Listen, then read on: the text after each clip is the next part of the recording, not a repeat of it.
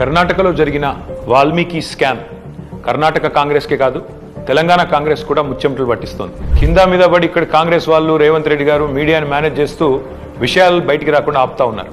కానీ ఆ మబ్బులు కూడా తప్పకుండా 4-5 రోజుల్లో విడిపోతాయని నేను అనుకుంటాను. గవర్నమెంట్ డబ్బులు గవర్నమెంట్ అకౌంట్ల నుంచి అక్రమంగా ఏ కారణం లేకుండా సరిగ్గా పార్లమెంట్ ఎలక్షన్కు ముందు 180 కోట్ల రూపాయలు దారి మళ్లినాయి. కర్ణాటక ముఖ్యమంత్రి స్వయంగా సిద్ధరామయ్య గారు అసెంబ్లీలో ఈ వాల్మీకి స్కామ్ లో భారీ ఎత్తున డబ్బులు దారి మళ్లినాయని ఆయనే ఒప్పుకున్నారు.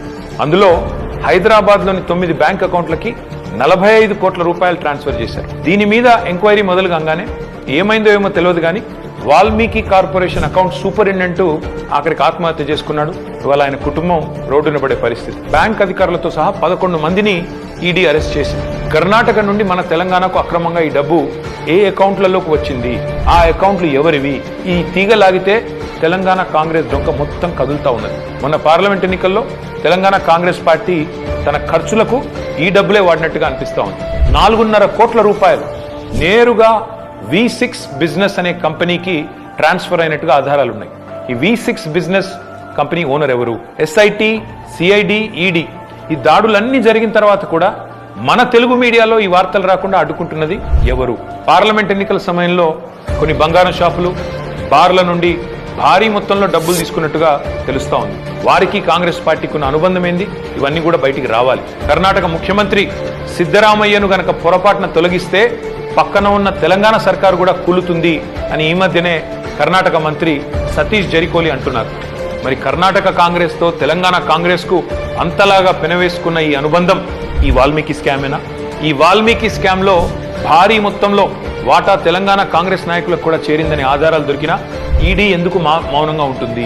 అసలు తెలంగాణ కాంగ్రెస్ నాయకుల మీద దర్యాప్తు జరగకుండా రక్షిస్తున్నది ఎవరు? పార్లమెంట్ లో గాయ చేసుడు తప్ప బయట మాత్రం ఏమీ తమ సొంత పార్టీ అవినీతి మీద నోరు విప్పని రాహుల్ గాంధీ ఖచ్చితంగా నోరు విప్పాలి. ఈ వాల్మీకి కార్పొరేషన్ గుట్టు విప్పాలని చెప్పి నేను డిమాండ్ చేస్తాను. కర్ణాటకలో జరిగిన వాల్మీకి స్కామ్ కర్ణాటక కాంగ్రెస్కే కాదు తెలంగాణ కాంగ్రెస్ కూడా ముచ్చెమటలు పట్టిస్తోంది. కింద మీద పడి ఇక్కడ కాంగ్రెస్ వాళ్ళు రేవంత్ రెడ్డి గారు మీడియాని మేనేజ్ చేస్తూ విషయాలు బయటికి రాకుండా ఆపుతా ఉన్నారు. కానీ ఆ మబ్బులు కూడా తప్పకుండా 4-5 రోజుల్లో విడిపోతాయని నేను అనుకుంటాను. గవర్నమెంట్ డబ్బులు గవర్నమెంట్ అకౌంట్ల నుంచి అక్రమంగా ఏ కారణం లేకుండా సరిగ్గా పార్లమెంట్ ఎలక్షన్కు ముందు 180 కోట్ల రూపాయలు దారి మళ్లినాయి. కర్ణాటక ముఖ్యమంత్రి స్వయంగా సిద్ధరామయ్య గారు అసెంబ్లీలో ఈ వాల్మీకి స్కామ్ లో భారీ ఎత్తున డబ్బులు దారి మళ్లినాయని ఆయనే ఒప్పుకున్నారు. అందులో హైదరాబాద్లోని 9 బ్యాంక్ అకౌంట్లకి 45 కోట్ల రూపాయలు ట్రాన్స్ఫర్ చేశారు. దీని మీద ఎంక్వైరీ మొదలు కాగానే ఏమైందో ఏమో తెలియదు కానీ వాల్మీకి కార్పొరేషన్ అకౌంట్ సూపరింటెండెంట్ ఆఖరికి ఆత్మహత్య చేసుకున్నాడు.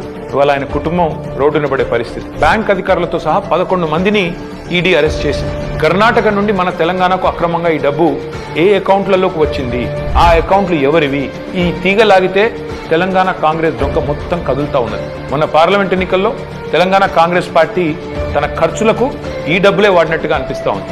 4.5 కోట్ల రూపాయలు నేరుగా V6 బిజినెస్ అనే కంపెనీకి ట్రాన్స్ఫర్ అయినట్టుగా ఆధారాలున్నాయి.